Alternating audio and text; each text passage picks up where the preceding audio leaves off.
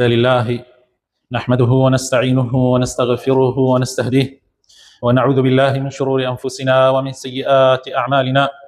من يهده الله فلا مضل له ومن يضلل فلا هادي له، وأشهد أن لا إله إلا الله وحده لا شريك له، وأشهد أن محمدا عبده ورسوله. يا أيها الذين آمنوا اتقوا الله وقولوا قولا سديدا يصلح لكم أعمالكم ويغفر لكم ذنوبكم، ومن يطع الله ورسوله فقد فاز فوزا عظيما. أما بعد، فإن أصدق الكلام كتاب الله، وخير الهدي هدي محمد صلى الله عليه وسلم، وشر الأمور محدثاتها، وكل محدثة بدعة، وكل بدعة ضلالة، وكل ضلالة في النار. إيمان داراني خوشويست، خوشكو برابر رزقانم لقورترين أو ڕەوشدانەی کە ئاینی پیرۆزی ئیسلام ئەمری پێکردووە و قورئان و سنەتەکانی پێغەمبەری خۆشەویستیش صلی الله عليه وسلم جەختیان لەسەر کردوێتەوە، ڕەوش جوانیە لەگەڵ دراوسێیە. دراوسێ زۆر بە گەورە تەماشا کراوە لە ئیسلامە. پەروەردگار لە قورئانی پیرۆزە لە سوورەتی ئەنیساء ئایەتی 36 ئەفەرمێ: واعبدوا الله ولا تشركوا به شيئا وبالوالدين إحسانا وبذي القربى واليتامى والمساكين والجار ذي القربى والجار الجنب. أفرمي إيوة پروردگار بپرسن و هیچ هاوبەشێکی بۆ بڕیار نەدەن. خوای تعالی بپرسن هیچ هاوبەشێکی بۆ بڕیار مەدەن و چاکە بکەن لەگەڵ دایک و باوکتانە، و هەروەها لەگەڵ خزم و لەگەڵ بێباوکان و لەگەڵ هەژارانە، و چاکەش بکەن لەگەڵ دراوسەکانتانە، دراوسێی خزم و دراوسێتی، یعنی ئەوەی کە خزم نییە و دراوسێتە. لە ئیسلامە دراوسێ سێ جۆری هەیە. دراوسەیەک هەیە هەم مسلمانە، هەم خزمتە، هەم دراوسێتە. سێ حەقی لەسەرت هەیە: حەقی ئیسلامەتی، حەقی خزمایەتی، حەقی دراوسێتی. دراوسێش هەیە دوو حەقی لەسەرت هەیە: حەقی ئیسلامەتی و حەقی دراوسێتی. خزمت نییە. دراوسێش هەیە یەک حەقی لەسەرت هەیە، کابرا نە مسلمانە و نە خزمیشتە، یعنی مسلمان نییە، غەیرە دینە، یا کابرایەکی کافرە و باوەڕی بە دین هەنیە. ئەو کەسەشە حەقی دراوسێتی لەسەرت هەیە. ئەبێ چاکەی بەرامبەر بکەی، ئەبێ زوڵمی لێ نەکەی، ئەبێ ئازاری نەدەی. تەماشاکەن بەڕێزان، حەقی دراوسێتی چەند گەورەیە. تەنانەت کابرا باوەڕی بەخوا نییە، باوەڕی بە ئەڵڵا نییە، بەڵام ئەڵڵا ئەفەرمێ ئەبێ چاک بی لەگەڵێ، ئەبێ زوڵمی لێ نەکەی، ئەبێ ئازاری نەدەی. سبحان الله. جبريل عليه السلام ئەوەندە دێتە خزمەتی پێغەمبەری خوا صلی الله عليه وسلم و تأکید لەسەر مافی دراوسێ ئەکات. تەنانەت پێغەمبەری خوا ئەفەرمێ صلی الله عليه وسلم لەو حەدیثە صحیحەی کە ئیمامی بوخاری و ئیمامی مسلم ئەیگەڕنەوە، ئەفەرمێ: ما زال جبريل يوصيني بالجار حتى ظننت أنه سيورثه. ئەوەندە جبريل هات وەسێتی پێکردم، ئامان محەممەد ئاگات لە دراوسێکت بێ، حتا وام ئەزانی کە ئیتر ئەو ئەبێتە میراتبەر، يعني جاي باوك وبرا أقريتوا. أوندە تأكيدي لسر أكل. إمام حافظ ابن حجر أفرمي: أم حديث فيه تأكيد حق الجاري والحث على رعايته والمحافظة عليه. أما تأكيد أكاتوا الجخت أكاتوا لسر ما في دراوسيه، وهان من أداك كالرشاوي أو ما فبكين وباريزغاريشي لسر بكين. أروها لحديث في غمري إخوائي صلى الله عليه وسلم هاتوا رسول الله أفرمي: من كان يؤمن بالله واليوم الآخر فليكرم جاره. آمان مسلمانان كمتان باورتان تواوى وقائمة بخدا وبالروج دوائي، يعني كسر إيماني بخوا وبالروج دوائي قائم به، يعني أو كمال إيماني هيا دي أفرمي ما دام وايا تو إيمانت بخوا وبالروج دوائي هيا دي ريز لدراوسيا كتبكنا چاكي برامبر بكا. ڕێز لێگرتنی دراوسێ تەنها بە پارە نییە. ئەگەر پێویستی بە یارمەتی بوو تو هاوکاری بکەیت، بەڵکو جگە لە یارمەتی مادی ئەبێ قسەی خۆشت، قسەت خۆش بێ بەرامبەری، ئەبێ ڕوودگەشت بێ بەرامبەری، ئەبێ ئازاری نەدەی، ئەبێ هاوکاری بکەی هەر هاوکاریە کە داوای کرد، و ئەبێ دائیمەن پرسیاریشی بکەی، پرسیاری حاڵ و ئەحواڵی بکەیت و ئارامیش بگری لەسەر هەڵەیەک لە دراوسێکە تا هەبوو سەبری لەسەر بگرێت. خۆ ئێمە گشتمان مرۆڤین قابلین بەوە غەڵەت بکەین. ئەمڕۆ من سەبرەگرم لەسەر ئەو سبەی ئەو سەبرەگری لەسەر من، ژیانیش هەروار بووە، ژیانیش هەروار ڕۆیشتووە. بۆیە حەسەنی بەسری ڕەحمەتی خوای لێ بێ ئەفەرمێ ليس حسن الجوار كف الأذى ولكن حسن الجوار الصبر على الأذى. ئەفەرمێ چاکی دراوسێتی ئەوە نییە تۆ ئازاری دراوسێکت نەدەیت و بەس، بەڵکو چاکی دراوسێتی ئەوەیە کە ئارامیش بگری لەسەر ئازاردانەکانی. دراوسەیەکتە عیبێکەیە کەم و کورتێکەیە لەبەر خاتری خوای پەروەردگار بیان بەخۆ تا بگرە و یەکسەر مەچۆ گژیا.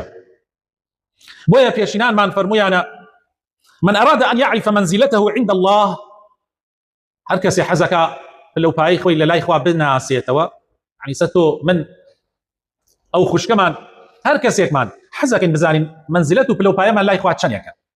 ئەفەرمێ فلينظر كيف منزلته عند جيرانه، ئەڵێ بڕۆ بزانم پلەپایەت لای دراوسەکانت چەنە، ئەوە لای خوش ئەوەندەیە، چونکە ئەوان لە هەموو خەڵک زیاتر تۆ ئەناسن و حقیقەت و ناخی خۆت و ماڵ و مناڵ تەناسن.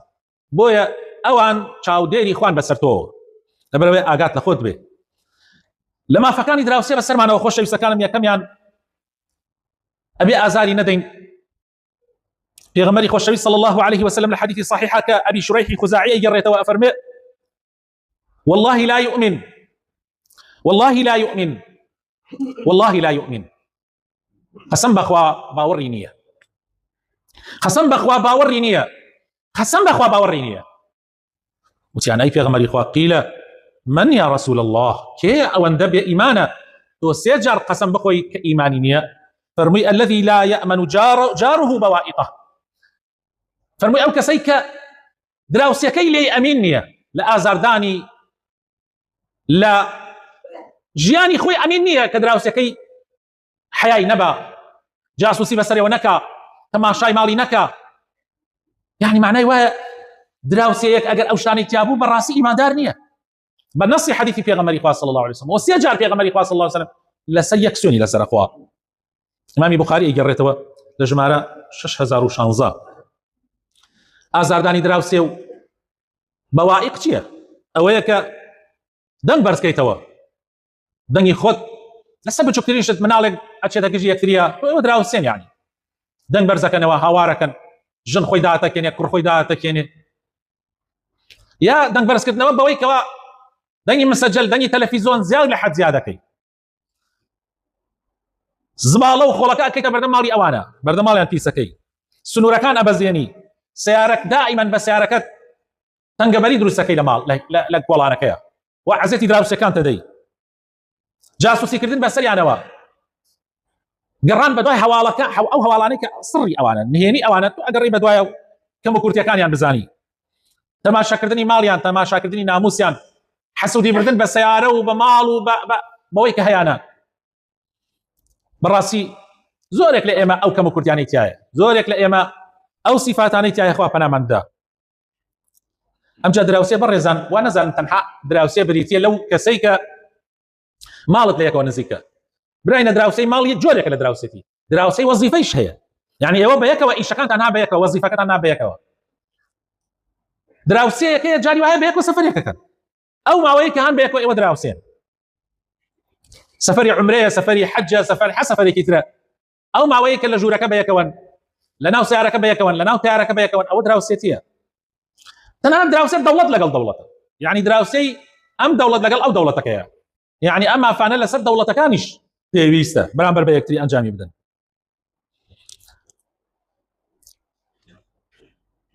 ئینسان کاتێ بێ ئیکرام بکا، وەکو پێغەمبەر فەرمووی صلی الله عليه وسلم، ئەو کەسە ئیمانی هەیە بەخوا و بە ڕۆژی دوای با ڕێز لە دراوسەکەی بگرێ. ڕێز لە دراوسێ ئەوەیە کە سەلامی لێ بکەی، دەم چاوت بەرامبەری گەشت بێ، دوعای بۆ بکەی، سەردانی بکەی بەیناوبەین، نەک ئەوەندەی کە بێزاری بکەی، یعنی بەیناوبەین ئەوەندەی کە پێویستە، و یارمەتیشی لە کاتێکە کە خۆی یا ماڵ و مناڵی پێویستیەکیان هەیە، وەزعێکیان لێ قەوماوە، تۆ بەدەمیانەوە بی. حەقێکی تر لە حەقەکانی دراوسێ خۆشەویستەکانم بەشداریکردن لە خواردنە.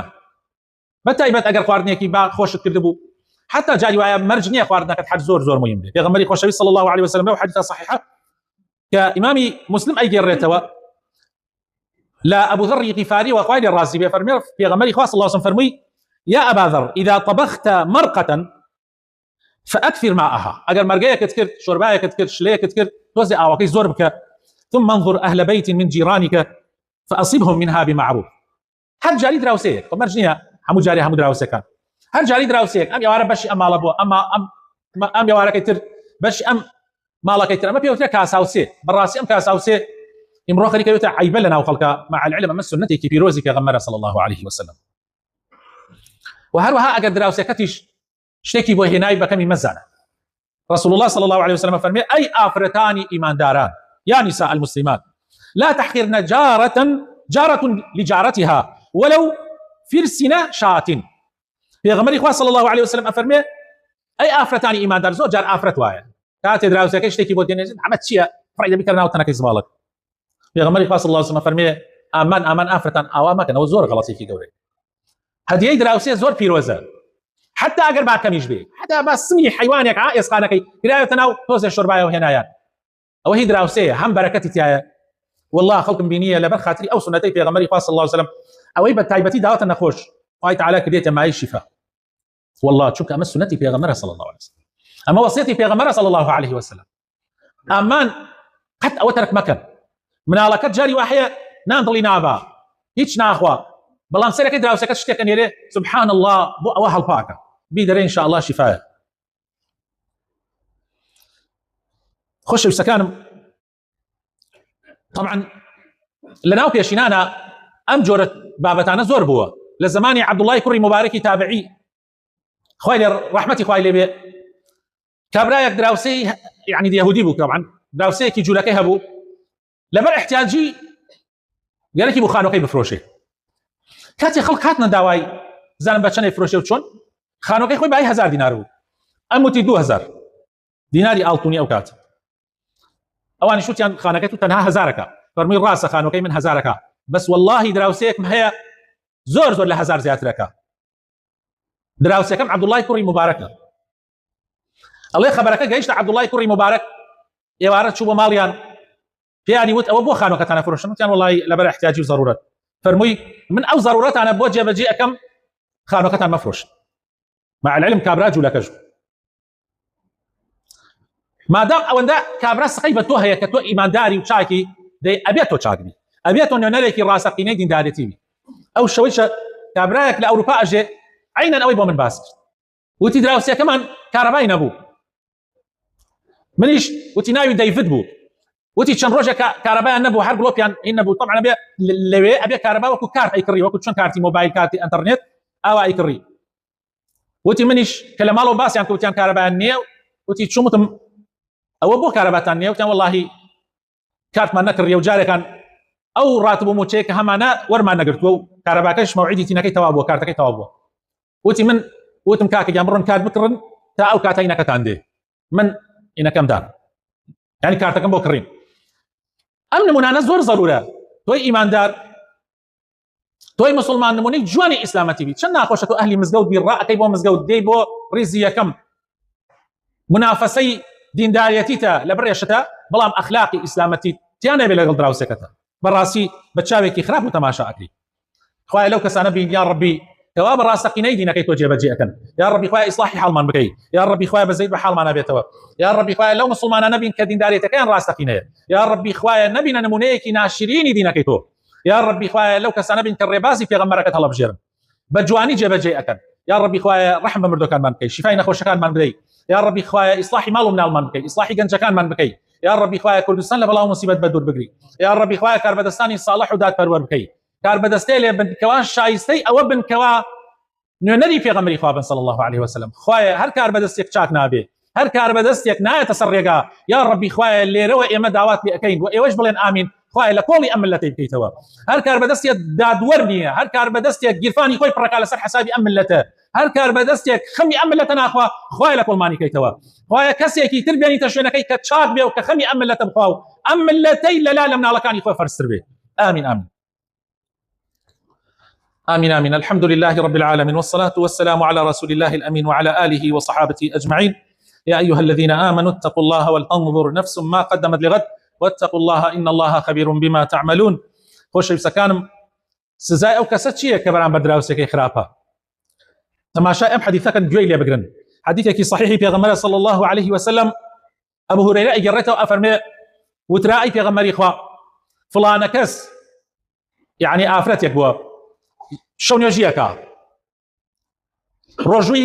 ڕۆژوو ئەگرێ، یعنی شەو نوێژی مەبەست نوێژی سونەتیشەکە، شەو نوێژی نوێژێکی زۆر پیرۆزە و ڕۆژی سونەتیش ئەگرێ، لەوانەیە پێنجشەمە و دووشەمان بەردەوام بە ڕۆژوو بێ و لەوانەیە زیاتریشی گرت بێ و خەیرێکی زۆری تایە، چاکە ئەکاو ئەم لاو بەولا یعنی قەزی خێری پارە. بەڵام ئەم ئافرەتە دەمی پیسە و بە دەمی و بە زمانی ئازاری دراوسەکانێدا. پێغەمبەری خوا صلی الله عليه وسلم چی فەرموو بێ باش؟ فەرمووی هي في النار، فەرمووی لە ئاگری جەهەنەمایە. یا سبحان الله، یا سبحان الله. وتیان ئەی پێغەمبەری خوا ئەی فڵانە کەس تەنها یعنی هەر فەرزەکان ئەکاو زۆر سنەت ناکات، نە ڕۆژوو نە نوێژ، بەڵام هەرگیز دراوسەکانی عەزیەت نادا، هەرگیز دراوسەکانی ئازار نادا. پێغەمبەری خوا صلی الله عليه وسلم فەرمووی هي في الجنة، فەرمووی ها لە بەهەشتە. وا هەستەکەم ئەم حەدیثە کافی بێت، پێویستی بە شەرح نییە، پێویستی بە ڕوونکردنەوەی زیاتر نییە. ئەوەی ئازاری دراوسەکەی بدا ئەگەر شەو ڕۆژ ڕابکە بۆ نوێژی جمعە و جەماعەت، واللهی بەڕێزان لە ئاگری جەهەنەمایە. ئەگەریش ئەتەوێ ئیماندارێکی ڕاستەقی نەبی لەگەڵ فەرزەکانتە با چاک بی لەگەڵ دراوسەیە و لەگەڵ هاوڕێیە و لەگەڵ خەڵکی ترە، واللهی تۆ لە بەهەشتەی.